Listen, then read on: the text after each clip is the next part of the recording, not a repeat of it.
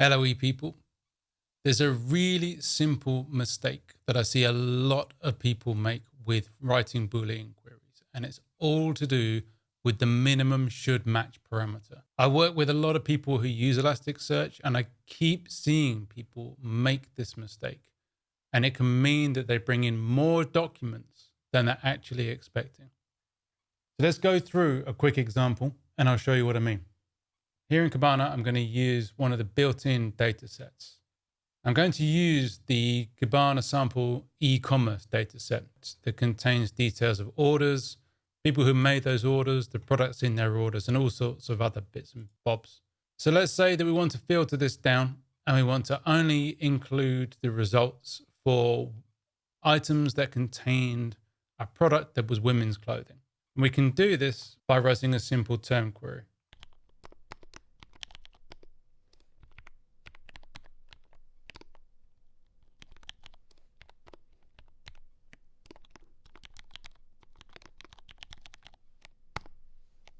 There we go. Women's clothing, 1,903 orders. Now, if we wanted to filter down these orders a bit more and only include the orders that were made on a Monday and included a product that was made by a certain manufacturer, we need to introduce a bit of Boolean logic.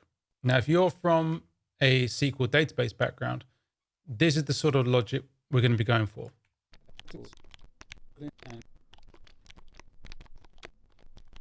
This would be the sort of thing that we want to do.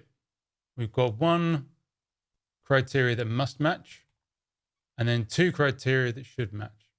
Either day of week is set to Monday, or manufacturer is equal to Gnome House. So what we can do, we can wrap up this query in a Boolean query.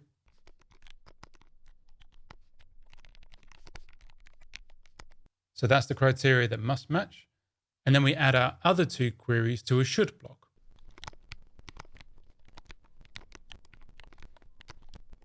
Now, this is the sort of query that I would see most people write. And they would expect that either this one or this one needs to match. Now, we've got 1,903 documents so far. If we run this, the number of hits doesn't change. So why is that? Well, these results are ordered by score. Now, this is an indication of how well the document matches the query. And this is the bit that can trip up a lot of people when they're coming from a relational database background, because they think that either the row does match or does not match. There's no middle ground necessarily. In Elasticsearch, things are kind of different. So this is the top of the results. These are the ones that match the best. We've got a score of 6 for most of these.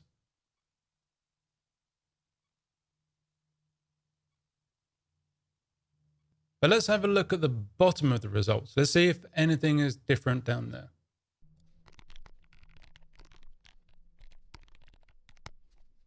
So this is the tail of the results. And we can see here there's a big difference. We've only got a score of just over 1.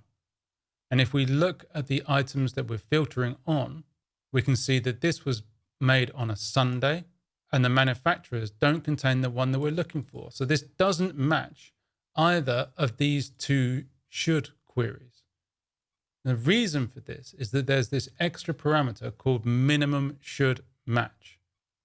And there's a different default value for that criteria depending on how you've constructed your Boolean query. Let's have a quick look at the documentation and you'll see what I mean. So the key 2 sentences here that seem to be missed by a lot of people are these ones here. If the bool query includes at least one should clause and no must or filter clauses, the default value is 1. Otherwise, the default value is 0.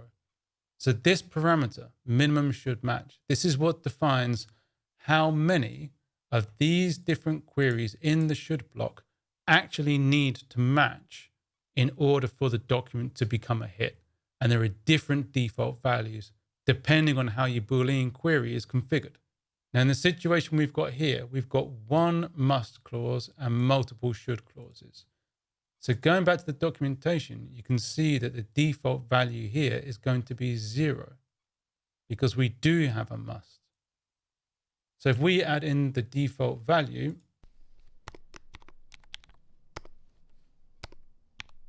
this is the query that gets built. Still got 1,903 matches.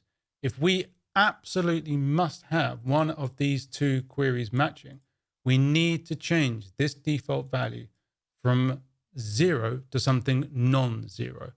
Now, if we want at least one of them to match, we can set this value to 1.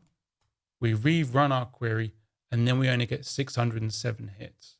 And this is much more like what people expect this query to behave like.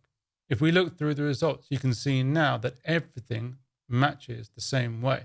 So we've got day of week on Monday, no matching manufacturers. Now, if you sat there wondering, why would you ever not want any of your should clauses to match? Right? If you're putting them in there, surely you're going to want at least one of them to match. Why would you ever want a minimum should match of 0? There's this whole middle ground of how well a document matches. And this is really useful for situations where, for example, if you've got a catalog of products and you want to match what the user's searching for, but then also influence the results somewhat as well. So you might want to promote products from certain manufacturers.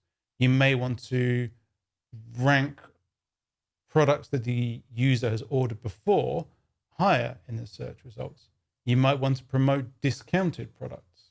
All these sorts of factors that can influence the results that you want to push to the top and the results that you're happy to appear towards the bottom. Now, an extra thing that's really useful here is that these minimum should match values don't need to just be numbers.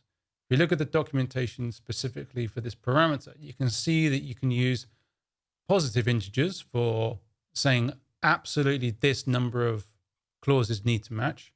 You can set negative integers to indicate that the total number of optional clauses minus this number should be mandatory. You can use percentages, negative percentages, and even combinations. There's a lot that you can do with this. And these become really useful for if you are using a query builder that you built in-house and you've got an unpredictable or dynamic number of clauses that can go in the should block. And you need to be able to control how many of those need to match. And so these different parameters can really help you with that. Now, does that make things any clearer? I know this can be a bit weird if you're coming from something like MySQL, where you're used to rows either matching or not matching. And this area in the middle of being able to influence the extent to which a document matches can be kind of alien. But this is really key to understanding part of Elasticsearch. And it's one of the main reasons that people use Elasticsearch is to be able to control the relevance and ranking. And there's a whole practice set up around this. I hope that's been useful. The only reason that I know about this is because I've also been caught out in the past by Elasticsearch using a default value for minimum should match that wasn't right for my particular query. If you've been caught out in the past as well, let me know in the comments. Until next time, have fun and cheerio.